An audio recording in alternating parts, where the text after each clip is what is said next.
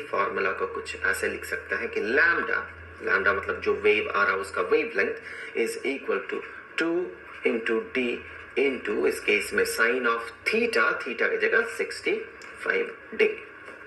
Values अगर हम put करते हैं यहां पर तो 2 इंटू डी ये है 0.91 एंगस्ट्रम, सो 0.91 एंगस्ट्रम हम बाद में लिखेंगे।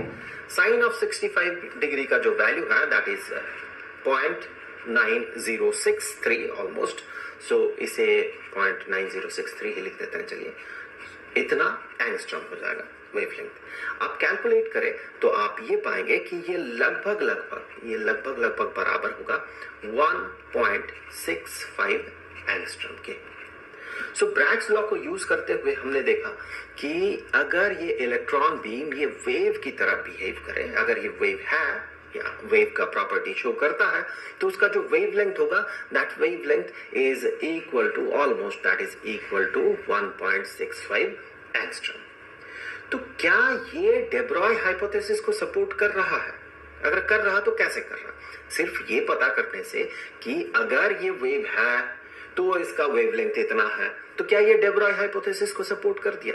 नहीं, पूरी तरह से ये सपोर्ट अभी भी नहीं किया, अभी भी कहानी बाकी है। तो ये तो हमने ब्रैग्स लॉ को यूज करते हुए देख लिया कि वेवलेंथ इतना होगा अगर हम क्लासिकल लॉ को अप्लाई करते हैं जैसे कि ब्रैग्स लॉ। अब देखते हैं de Broglie हाइपोथेसिस ये क्या बताएगा। इस इलेक्ट्रॉन बीम में हर एक इलेक्ट्रॉन का जो वेवलेंथ होना चाहिए according to de Broglie hypothesis वो कितना निकल के आता है। क्या ये 1.65 एंगस्ट्रॉम के बराबर या इसके बहुत क्लोज है होगा? अगर ऐसा होता है तो फिर ये जो है de Broglie हाइपोथेसिस को ये एक्सपेरिमेंट सपोर्ट करेगा। जैसे कि हमने de Broglie हाइपोथेसिस में देखा था कि एक पार्टिकल उसके साथ एसोसिएटेड होता है मैटर वेव, उसके पास जो मोमेंटम होता है उसी पे डिपेंड करता है वो उस पार्टिकल का जो मोमेंटम है। सो उस पार्टिकल के साथ एसोसिएटेड मैटर वेव का जो वेवलेंथ है that is equal to Planck's constant divided by उसका जो मोमेंटम है ये। अब यहां जो इलेक्ट्रॉन बाहर निकल रहा है, इस इलेक्ट्रॉन का एनर्जी को अगर हम कैलकुलेट कर सके तो मोमेंटम को कैलकुलेट कर सकते हैं। चलिए देखते हैं एनर्जी कितना होगा। ये सारे इलेक्ट्रॉन इस रीजन में एक पोटेंशियल डिफरेंस को पार कर रहा है, जो पोटेंशियल डिफरेंस है 54 वोल्ट। इसका मतलब हर एक इलेक्ट्रॉन के पास जो एनर्जी होगा ये बराबर होगा 54 इलेक्ट्रॉन वोल्ट के। अब इस एनर्जी को अगर जूल में हम कन्वर्ट करते हैं तो एक एक इलेक्ट्रॉन के पास जो एनर्जी होगा वो हम कहेंगे बराबर होगा 54 into 1.6 into 10 to the power -19 इतना जूल। सो ये हमने जूल में एक्सप्रेस कर दिया हर एक इलेक्ट्रॉन के पास जितना एनर्जी होगा वो। अब जैसे कि हमें पता है मोमेंटम और एनर्जी के बीच एक रिलेशन होता है। कैसा रिलेशन? हमें पता है कि momentum is equal to square root of 2 into mass of the particle into kinetic energy of that particle. तो यहां पर अगर वही वैल्यू हम पुट करते हैं तो चलिए देखते हैं de Broglie हाइपोथेसिस से जो वेवलेंथ का वैल्यू निकल के आएगा इन सारे इलेक्ट्रॉन्स का वो क्या होगा। So Planck's constant which is 6.6 nearly into 10 to the power -34। मैं यूनिट नहीं लिख रहा हूं क्योंकि फाइनली ये वेवलेंथ के लिए वैल्यू निकल के आएगा तो फाइनल यूनिट जो होगा मीटर में होगा, बशर्ते सारे जो वैल्यूज हैं उन्हें हम SI यूनिट में लिखें।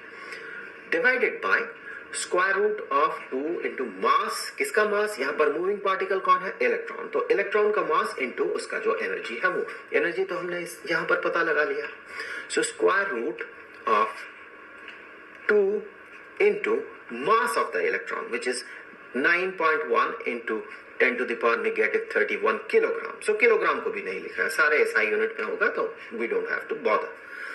इंटू एनर्जी इसका 54 into 1.6 into 10 to the power -19। So final unit जो होगा इसका ये मीटर में होगा। सो यहां से आगे बढ़ते हैं और देखते हैं ये क्या निकल के आता है। सो यहां से जब आप इसे कैलकुलेट करेंगे तो ये नियरली ये आएगा 1.66 एंगस्ट्रॉम। सो यहाँ हमने देखा कि अगर ब्रैग्स लॉ हम अप्लाई करते हैं, जो कि बड़ा ही सटीक था जब हम एक्सरे को वेव की तरह ट्रीट कर रहे थे, और साथ ही साथ क्रिस्टल का जो स्ट्रक्चर है, क्रिस्टल स्ट्रक्चर पता करने के लिए ब्रैग्स लॉ बहुत ही सक्सेसफुल था। तो उस लॉ को अप्लाई करते हुए हमने देखा कि वेवलेंथ जो होगा मूविंग इलेक्ट्रॉन्स का, ये लैम्डा होना चाहिए। Moving electrons in the sense जब हम इसे अप्लाई करेंगे तो हम इसे वेव कहेंगे। सो ये जो वेव है, इस वेव का जो वेवलेंथ है that is equal to 1.65 angstrom. और जैसे ही हम डे ब्रॉय हाइपोथेसिस को, उसका जो इक्वेशन है, उस इक्वेशन को जब हम अप्लाई कर रहे हैं तो हमारे पास ये जो वेवलेंथ है, ये वेवलेंथ निकल के आता है ऑलमोस्ट 1.66 एंगस्ट्रॉम। सो ये एक बहुत बड़ा सपोर्ट है डे ब्रॉय हाइपोथेसिस का। इन दोनों का वैल्यूज इतना क्लोज है कि अब डे ब्रॉय हाइपोथेसिस को एक बेस मिल गया, और ये एक्सपेरिमेंट जो है इस हाइपोथेसिस को पूरी तरह से सपोर्ट कर दिया।